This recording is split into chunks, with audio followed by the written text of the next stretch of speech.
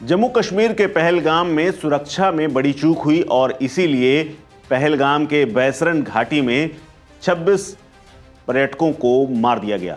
आतंकवादियों के इस हमले के बाद सरकार जागी है और उमर अब्दुल्ला सरकार ने बाकायदा सुरक्षा की खामी को लेकर के माफी मांगते हुए विधानसभा में भी घोषणा की।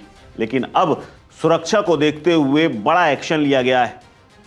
पर्यटकों की सुरक्षा चिंता का विषय बनी हुई है और इसीलिए दर्जन भर से ज्यादा कई मशहूर और बड़े पर्यटक स्पॉट्स को फिलहाल बंद कर दिया गया है। हाल ही में पहलगाम में जब आतंकवादी हमला हुआ तो उसके बाद सुरक्षा में बड़ी चूक हुई, 26 लोग मारे गए। लेकिन अब उमर अब्दुल्ला सरकार ने बड़ा फैसला लिया है और यह फैसला यूं ही नहीं लिया गया। खूबसूरत इलाके और पर्यटन के दृष्टि से बड़ा नुकसान भी हो सकता है, लेकिन इसके बावजूद सरकार ने यह फैसला लिया है कि वादी शांत रहे और शांत वादियों और ऊंचे पहाड़ों में तमाम जो रिसोर्ट बने हुए हैं उनमें से 48 को बंद कर दिया गया है। इनमें सुरक्षा संबंधित तमाम खामियां थीं और इसीलिए इन पर ताला लगा दिया गया है।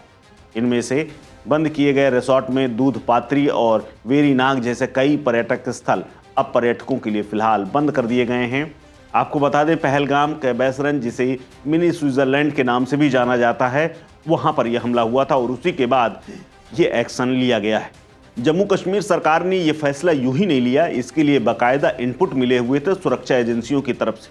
सुरक्षा एजेंसियों से सलाह मशवरा करने और बैठकों के बाद यह फैसला लिया गया है। कश्मीर में आतंकवादी हमलों की आशंका को लेकर के खुफिया एजेंसियों ने चेतावनी दी थी।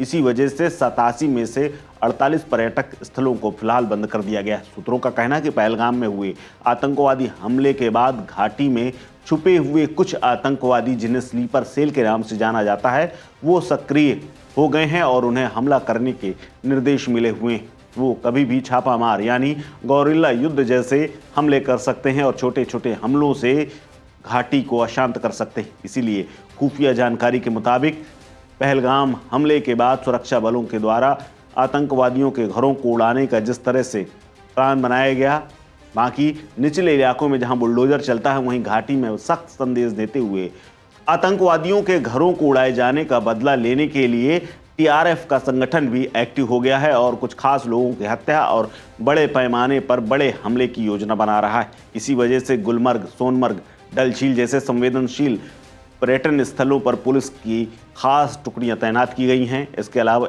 एंटी फिदाइन दस्ते भी तैनात किए गए हैं। आमतौर पर घाटी में आतंकवादी घटनाओं के बाद सुरक्षा बढ़ा दी जाती है, लेकिन अब ज़्यादा सुरक्षा पहले से की जा रही है। हालांकि इसका असर ये हो सकता है कि कश्मीर में कई क्षेत्रों में पर्यटन घट जाए। इसके अलावा इस हमले का फिलहाल असर कश्मीर के हर क्षेत्र में पड़ सकता है, लेकिन सबसे ज़्यादा नुकसान पर्यटन को हो रहा है, क्योंकि कई होटल खाली पड़े हैं। होटल का व्यवसाय, खाने पीने का व्यवसाय और गाड़ी घोड़े, इसके अलावा तमाम स्थलों में ताला लटकने की वजह से, पर्यटकों के न जाने की वजह से वहां की आर्थिक स्थिति भी खराब हो सकती है। फिलहाल सरकार ने सुरक्षा को अहम रखते हुए ये फैसला लिया है और 48 टूरिस्ट स्पॉट को बंद कर दिया है। इस खबर में फिलहाल इतना ही। अपडेट्स के लिए बने रहिए वन इंडिया हिंदी के साथ। नमस्कार।